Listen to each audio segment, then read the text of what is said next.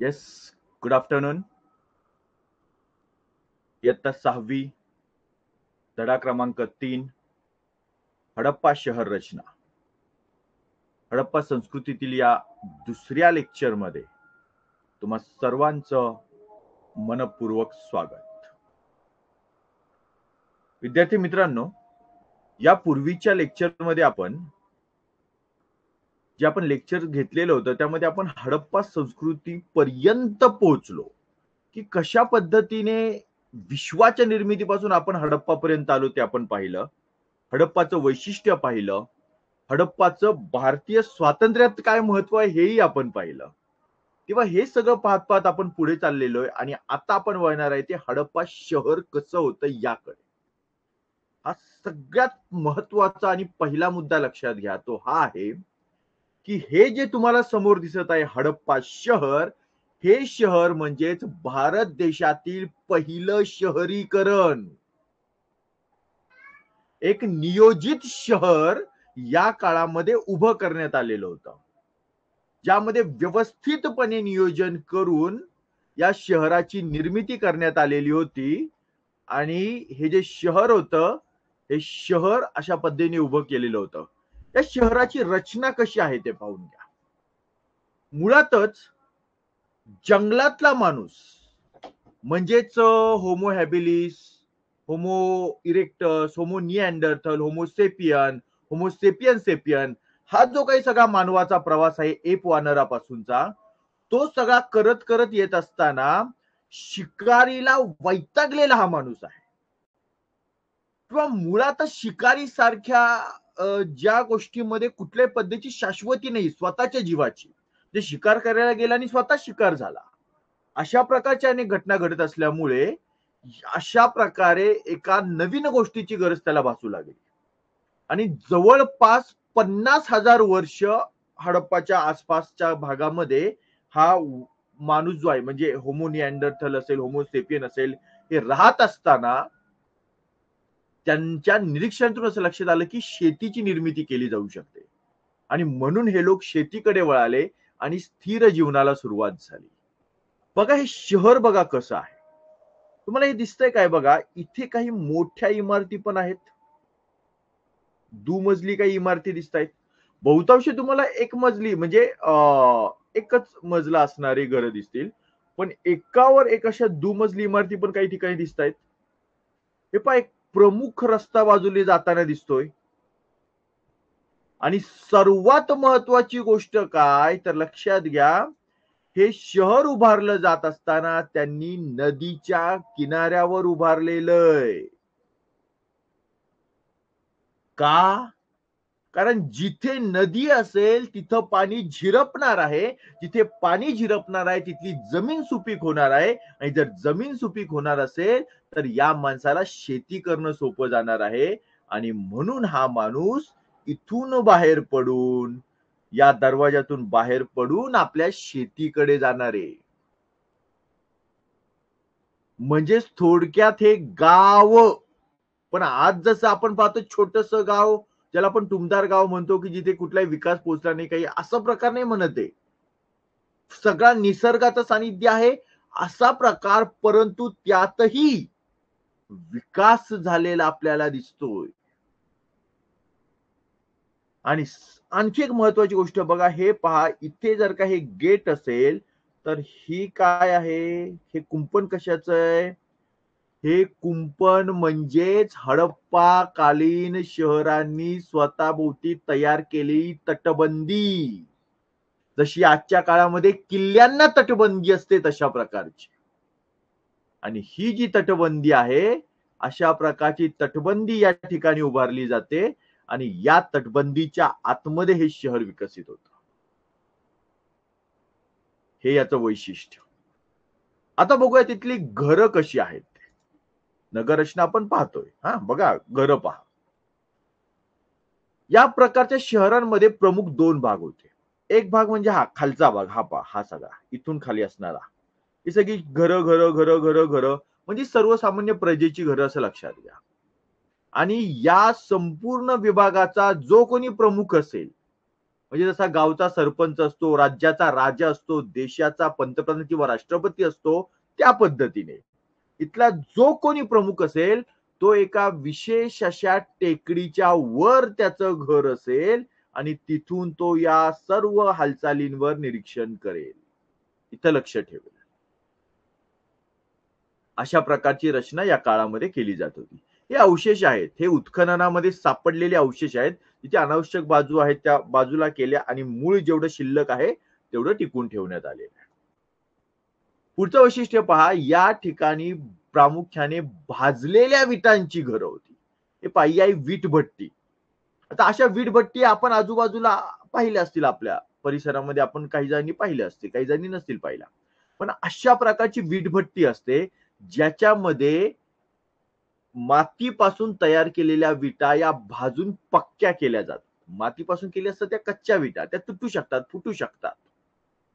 पण भाजलेल्या विटा या मजबूत असतात, वजनाने हलक्या असतात. तेव्हा अशा प्रकारच्या भाजलेल्या विटांचं ही वीटभट्टी आहे. काही ठिकाणी कच्च्या विटांचा आणि दगडांचाही वापर केला जात होता. यातल्या कच्च्या विटा ज्या काही आहेत, म्हणजे काही ठिकाणी ज्यांना भाजलेल्या विटा नसतील मिळाल्या त्यांनी केला असेल कच्च्या विटांचा वापर किंवा दगडही वापरले जात होते. ठीक आहे, एकाच प्रकारचं घर होतं असं काही नाही. त्यातली वीट भाग कशी स्पेशल आहे, ही तुमच्या रेग्युलर जी आपण पाहतो तशी वीट आहे का रे? नाही. हे बघा, याची जी रुंदी आहे ती रुंदी तुम्हाला दिसतीये ती साधारणपणे आपण जशी वीट पाहतो मोठ्या विटा पेक्षा थोडी कमी रुंदी दिसते. पण या विटांची लांबी बघा बरं केवढी मोठी आहे.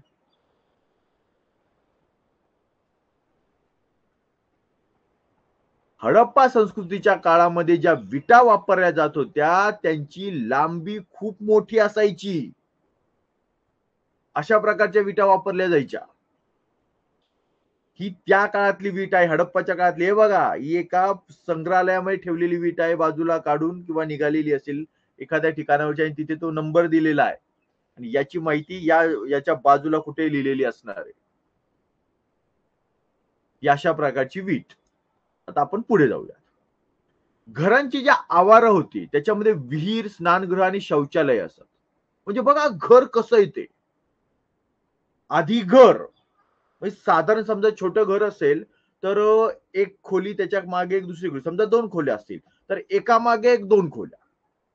पण वैशिष्ट्य असं होतं की बघा, समजा आपल्याला 2 खोल्या उभारायच्या असतील तर साधारणपणे माणूस कसा विचार करतो की आपल्या घरामध्ये आतल्या खोलीमध्ये जे काही आहे ते बाहेरच्या खोलीतून दिसता कामा नये. म्हणजे समजा आतल्या खोलीमध्ये येणाऱ्या पाहुण्यांसाठी चहा तयार करायचा असेल आणि समजा साखर संपलेली असेल तर अरे साखर संपलीये ही जाणीव बाहेरच्या व्यक्तीला होता कामा नये याची काळजी घेतली जाते. बहुतांश घरं अशा प्रकारची असतात, जवळपास 99% आपण म्हणूयात. इथे किचन हे दिसत नाही हॉलमधून. त्या ठिकाणी एक वेगळाच कारभार चाललेला असतो. मग तिथली ऍडजस्टमेंट तिथल्या तिथे.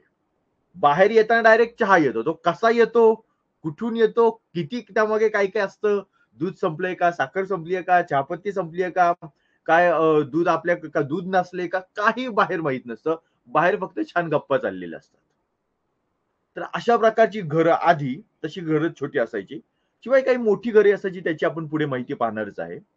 तशी छोटी घरं समजा असतील तर त्याच्या पुढे तेवढं मोठं अंगण जिथं मुलांना खेळायला संधी आहे. त्या अंगणामध्ये विहीर, स्नानगृह म्हणजे बाथरूम, शौचालय, टॉयलेट्स.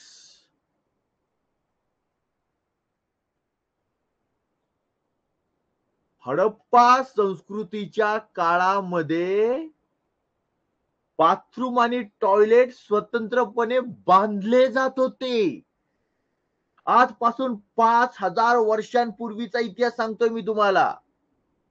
आणि तुम्ही जर एखाद्या खेडेगावामध्ये पाहिलं असेल तर लक्षात घ्या, आजही काही म्हातारी माणसं म्हणजे घरामध्ये टॉयलेट असलं, घरामध्ये बाथरूम असलं तरी बाहेर अंघोळ करणार किंवा बाहेर ते डबडं घेऊन जाणार.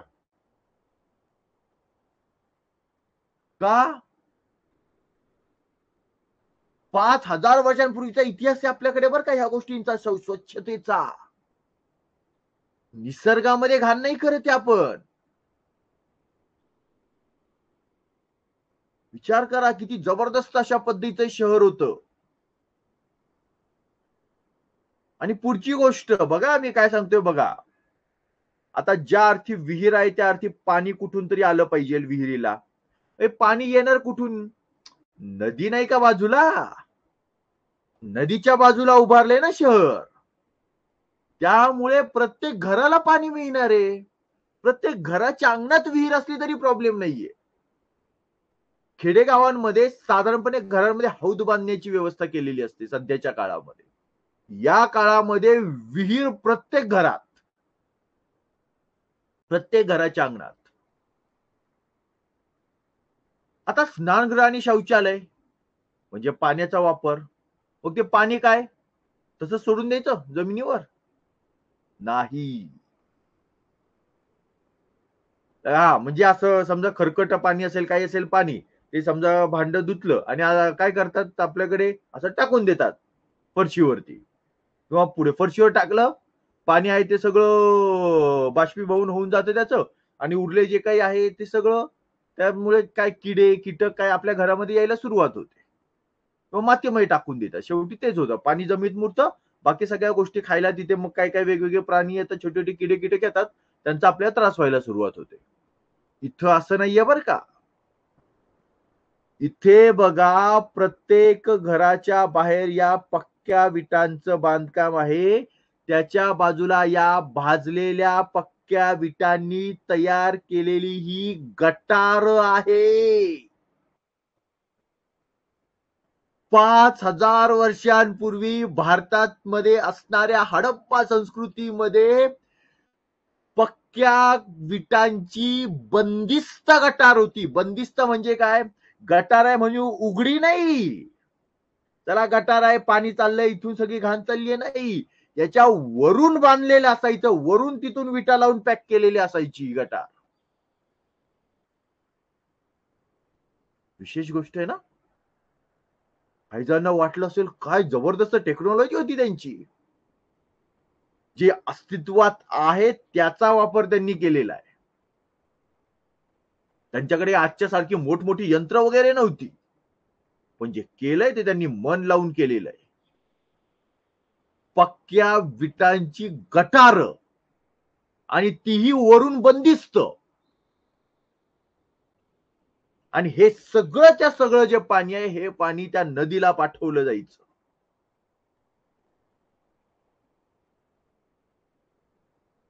आता त्यावेळची शहरांची संख्या खूप कमी होती आणि मुळातच ती सिंधू संस्कृती, त्यामुळे ती सिंधू नदीच्या माध्यमातून सगळं अरबी समुद्राला जाऊन मिळायचं. त्यामुळे रोग उत्पन्न होण्याची जी शक्ती आहे किंवा ताकद आहे रोगांची ती खूप असेल का रे? नाही, कारण मुळातच हे लोक स्वच्छता प्रेमी आहेत. विशेष गोष्ट आहे हा.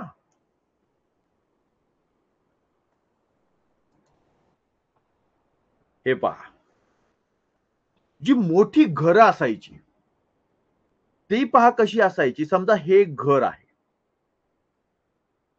तर या घराच्या मध्ये इथे एक चौक असायचा आणि असे चार बाजूला चार खोल्या, म्हणजे असा आजच्या काळात एखादा वाडा पाहिलाय तुम्ही? वाडा म्हणजे साधारणपणे 50-60 वर्षांपूर्वी बांधलेले वाडे, ते अशा प्रकारचे असायचे. दरवाजातून एंट्री केली की पहिल्यांदा आपण त्या घराच्या चौकात पोहोचायचो, की ज्या चौकात मध्ये बाथरूम वगैरे त्याची व्यवस्था साधारणपणे त्या वाड्याच्या त्या ठिकाणी असायची. 50 वर्षापूर्वीच्या सांगतोय मी. आणि त्याच्या आजूबाजूला खोल्यांचे दरवाजे असं. तर तशा प्रकारचे समजा इथून तुम्ही एंट्री केली तर इथं तुम्ही चौकात येणार आणि मग इथून या बाजूला एक खोली, या बाजूला एक खोली, या बाजूला एक खोली, या बाजूला एक खोली, अशा या चार खोल्या, अशा प्रकारचं घर असायचं. एवढी मोठी घरं पण अशा पद्धतीने त्यांनी बांधलेली होती. हे पहा, तीच माहिती बाजूला दिलेली. मुद्रा आणि भांडी. मुद्रा म्हणजे त्यापैकी कॉइन्स, थोडक्यात नाणी. म्हणजे हडप्पाच्या काळामध्ये सुद्धा त्यांनी स्वतः नाणी तयार केली होती, कॉइन्स तयार केले होते. नुसत्या वस्तूंच्या माध्यमातून देवाणघेवाण चालत नव्हती. हे पहा त्यांचे कॉइन्स. आता कॉइन कडे पाहिलं की काय जाणवतं आपल्याला बघा, ही त्यांच्या मुद्रा म्हणजे त्यांचे कॉइन हे सगळे साधारणपणे चौकोनी आहेत. गोल दिसतोय तुम्हाला, वर्तुळ दिसतोय? नाही. म्हणजेच ही जी नाणी आहेत, ही नाणी तयार करण्यासाठी विशिष्ट अशा प्रकारची व्यवस्था त्यांनी केली असणार आहे. त्या नाण्यांवर वेगवेगळी चित्र आहेत. गाय, हत्ती, गेंडा. आणि हे जे चित्र हे काही आपल्या ओळखीचं नाहीये. याला एक शिंग असणारं हे चित्र आहे. म्हणजे आजच्या काळात बघा तुम्ही ते युनिकॉर्न पाहता, तो उडणारा घोडा एक शिंगावाला, पण याला पंखही दिसत नाहीये. पण साधारणपणे तसं काहीतरी, अर्थात आजचा युनिकॉर्न कसा काल्पनिक आहे, तो वास्तवात नाहीये. तशा पद्धतीने हा एक काल्पनिक प्राणी आहे. आणि पुढची गोष्ट, या ठिकाणी बघा प्रत्येक नाण्यावर काहीतरी लिहिलेलं आहे, काहीतरी चिन्ह आहे. ही चिन्ह म्हणजे त्यावेळेचं काहीतरी लेखन केलेलं. हे पहा, कुठे सरळ रेषा आहेत, कुठे सरळ रेषेला बाजूला तिरकं ओढलेलं आहे, कुठे हे असा लंबवर्तुळ काढून त्याच्या आतमध्ये दुसरा वर्तुळ ओ सारखा काढून त्याच्या आत दुसरा ओ काढलाय. हे पहा, दोन माशांसारखे आकार दिसतायत. एक कपाळाला गंध लावतात तसं काहीतरी दिसतंय. हे पहा, इथे हा यू सारखा काहीतरी आकार दिसतोय, या अवतरण चिन्हासारखं काहीतरी दिसतंय. हे एखादा असा हात दिसल्यासारखं काहीतरी आहे. हे काय नेमकं, हे भाल्यासारखं काहीतरी दिसतंय, पण हे काहीतरी चिन्ह आहे. हे नेमकं काय आहे? हे पहा, इथे काहीतरी चाकासारखं दिसतंय. ही अक्षर आहेत, काही वस्तूंची चिन्ह आहेत. नेमकं आहे काय हे? या काळामध्ये जे लेखन करण्यात आलं, अशा पद्धतीने ते लेखन आजपर्यंत वाचता आलेलं नाही. 100% वाचन अजून झालं नाहीये बरं का. म्हणजे एका कागदावर समजा आपण त्याचा काही अर्थ काढला, तर त्याच चिन्हांचा दुसऱ्या कागदावर काहीतरी वेगळा अर्थ तयार होतोय. त्यामुळे माणसाला लक्षात आलं हे अवघड आहे. याचं अजून संशोधन बाकी आहे. आणि त्यामुळे गंमत लक्षात घ्या, हडप्पा संस्कृती हा जो धडा आहे, या धड्यामुळे तुम्हाला एकाही राजाचं नाव सापडणार नाही. तुम्हाला एकाही व्यापाऱ्याचं नाव सापडणार नाही. तुम्हाला एकाही शूरवीराचं नाव सापडणार नाही. याचं कारण काय? तो इतिहासच अजून बाहेर आला नाही. भारतातच ही संधी तुमच्यासाठी आहे. जर अशा पद्धतीची ही लिपी तुम्ही डिकोड केलीत, हे सगळे कोड तुम्ही डिकोड केलेत, आणि ही लिपी जर तुम्ही तयार केलीत आणि त्या लिपीच्या आधारे जर तुम्ही सगळं काही हडप्पाचं वाचन करू शकाल, तर तुमचंही नाव इतिहासामध्ये कोरलं जाईल. आणि आणखी काही वर्षानंतर असेच एखादे योगेश पाटील सर किंवा हेच योगेश पाटील, म्हातारे झालेले योगेश पाटील सर मुलांना सांगत असतील, या व्यक्तीने अशा पद्धतीने काम पूर्ण केलेलं आहे, अशा पद्धतीने इतिहास शोधून काढलेला आहे. कालच्या लेक्चरला आपण हडप्पा शोधणाऱ्या व्यक्तींचा फोटो पाहिला, नाव पाहिलं ना, तसं कदाचित तुमचंही नाव इतिहासामध्ये नोंदवलं जाऊ शकतं. अर्थात त्यासाठी असं महत्वाचं काम करावं लागेल. कॉइन, मुद्रा, भांडी, ठीक आहे, या चौरस आकाराच्या आहेत. हा, यांच्यासाठी जो दगड वापरलेला आहे, तो दगड आहे स्टिएटाईट नावाचा. ठीक आहे, हा दगड वापरला जात होता. स्टिएराईट पण म्हटलं जातं त्याला, स्टिएराईट किंवा स्टिएटाईट अशा पद्धतीचा दगड होता. त्यामध्ये बैल, म्हैस, हत्ती, गेंडा, वाघ अशा प्रकारचे प्राणी आणि एक शृंग. शृंग म्हणजे शिंग. हे बघा, हे शिंग. एक शिंग असणारे काही कल्पित प्राणी, म्हणजे काल्पनिक प्राणी जे वास्तवात नाहीयेत, अशी काहीतरी रचना केली जात होती. हा, मनुष्याकृती होत्या. म्हणजे काही कॉइन्स वरती तुम्हाला माणसाची चित्र तुम्हाला पाहायला मिळतात. मुद्रा आणि भांडी. आता भांडी पाहूयात आपण. भांडी बघा, इथे ही सगळी लाल रंगाची भांडी दिसतात आणि त्या सगळ्यांवर काळ्या रंगामध्ये काहीतरी डिझाईन्स केले.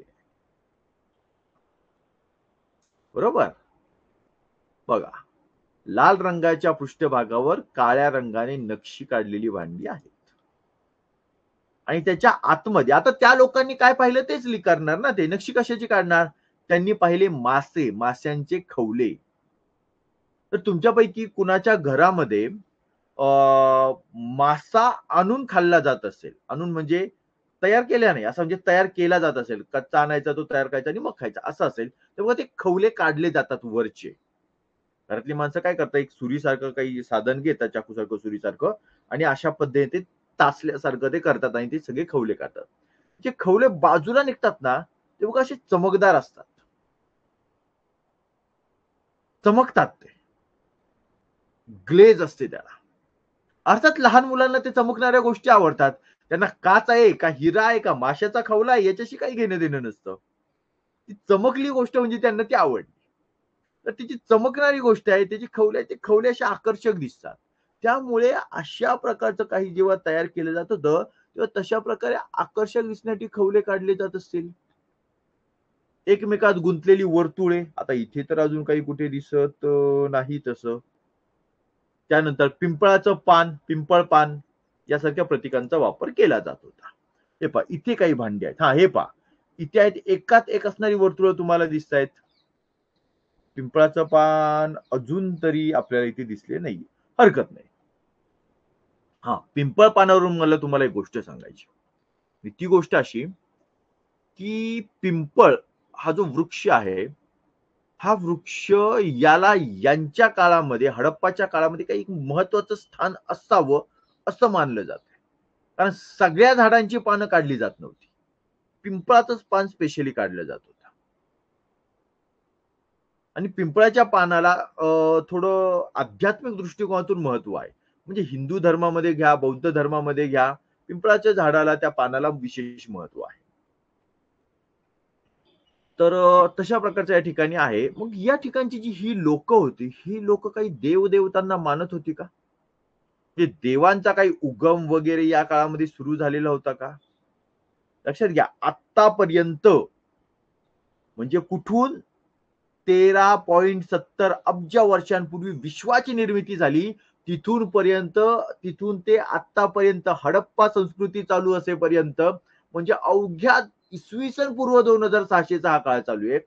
तिथपर्यंतच्या काळामध्ये कुठेही देवदेवतेचा विषय आलेला नाही.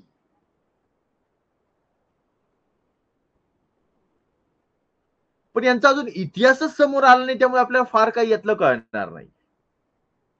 पण हो, यांच्या काळामध्ये देवदेवता असण्याची शक्यता होती.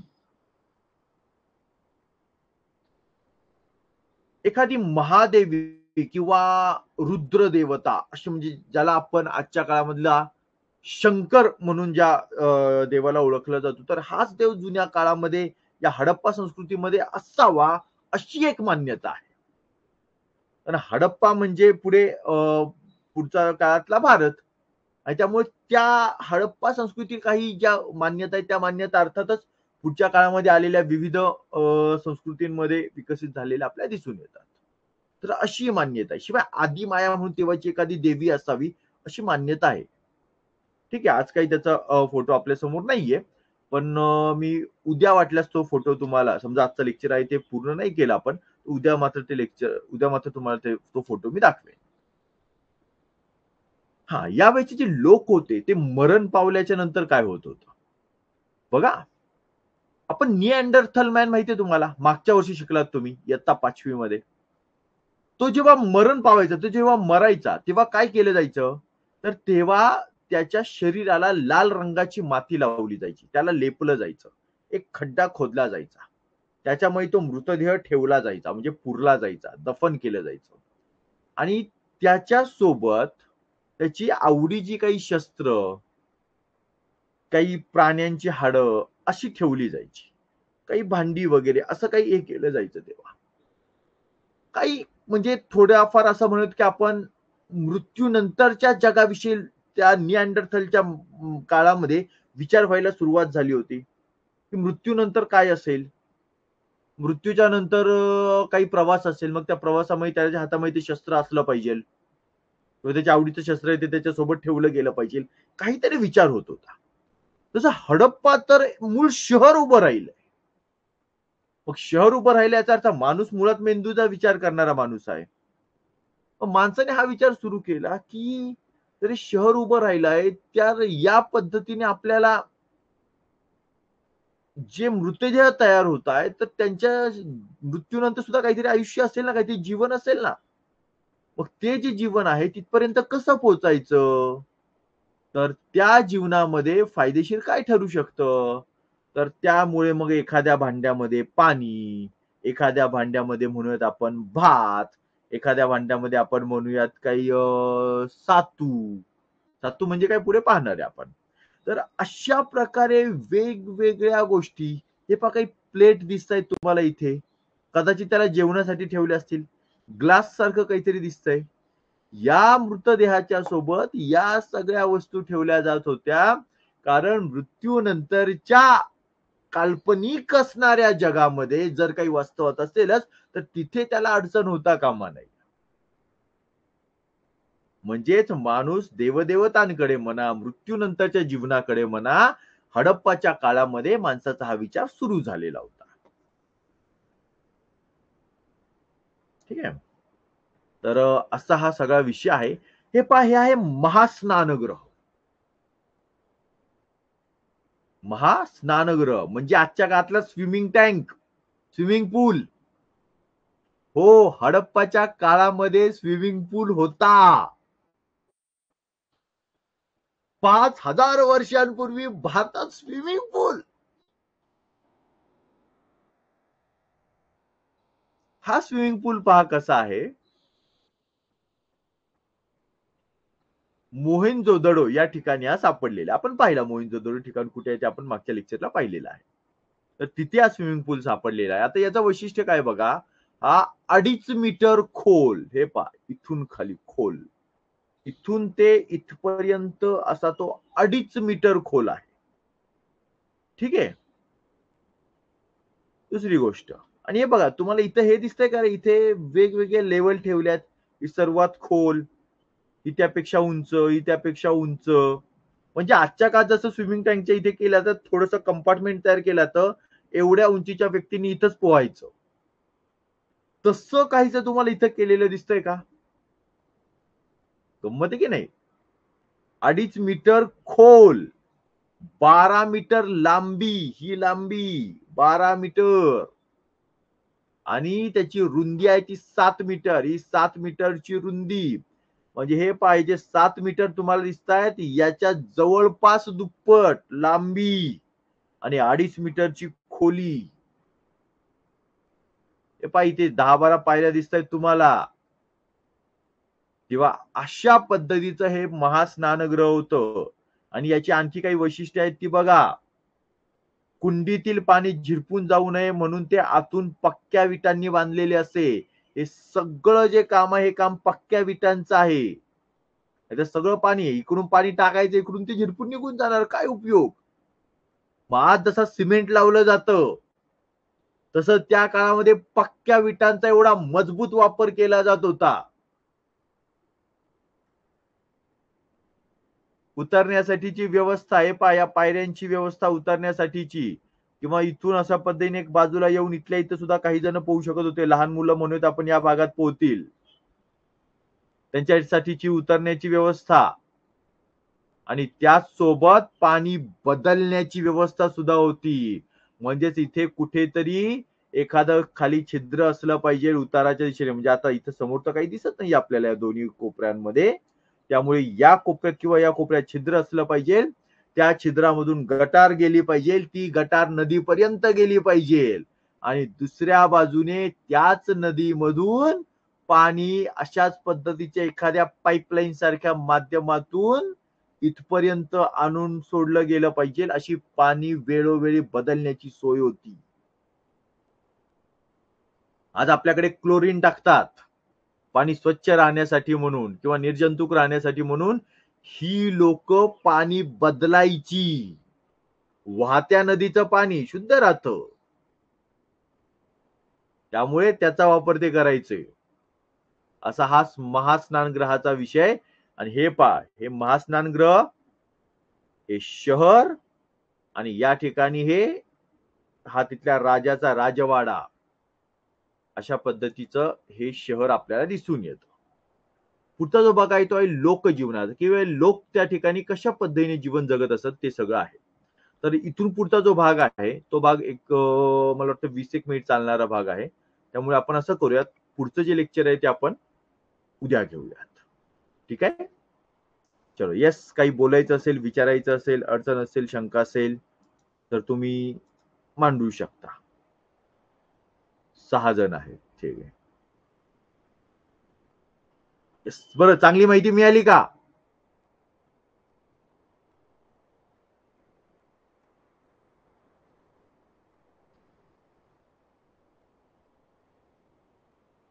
अरे, आवाज उशिरा पोहोचत असेल, टायपिंगला वेळ लागत असेल. Okay okay okay. ठीक आहे. सुनीता बोर्डरे, अन्विता नवले. ओके, ठीक आहे. छान, चालेल. मग उद्या आपण संध्याकाळी घेऊयात लेक्चर. आज ओके, जयवर्धन अर्थात म्हणजे पृथ्वीराज आहे तो. देवानंद सर, खूप छान झालं लेक्चर. Okay, thank you. ठीक आहे. देवानंतर असा आहे, तो 5वीचा विद्यार्थी आहे, पण त्याने खास हिस्ट्रीच्या नॉलेजसाठी म्हणून 6वी सुद्धा त्यांनी सुरू केलेली आहे. आणि सोबत म्हटलं काही स्कॉलरशिप असेल, काही बाकी परीक्षाही देत असेल तर त्याला फायदा होईल असं त्याचं म्हणणं आहे. हरकत नाही. शुभदा जाधव. ओके ओके, चालेल, ठीक. चलो, थँक्यू व्हेरी मच. उद्या आपण भेटूयात पुढचं लेक्चर घेऊन. अर्ध जे राहिलेलं लेक्चर आहे ते आपण उद्या घेणार आहे. लोकजीवन आणि सोबत ऱ्हासाची जी कारणं आहेत, ही जी संस्कृती आहे कशी नष्ट झाली त्याच्या संदर्भातही आपण चर्चा करणार आहे. तर ते आपण उद्या पाहूयात. उद्या संध्याकाळी लेक्चर होईल. आज दहीहंडीचा दिवस असल्यामुळे संध्याकाळी सगळीकडे साऊंडचा वगैरे आवाज असेल, आणि सोबत तुम्ही पण ते दहीहंडी बघायला जाणार. त्यामुळे म्हटलं संध्याकाळी घेण्यात काही अर्थ नाहीये. त्यामुळे आपण आज दुपारचं लेक्चर घेतलं. चलो, ठीक आहे. Thank you very much. बघा, काही कुणी अजून आलं मित्र वगैरे तर सांगा त्यांना यायला. चलो, बाय बाय.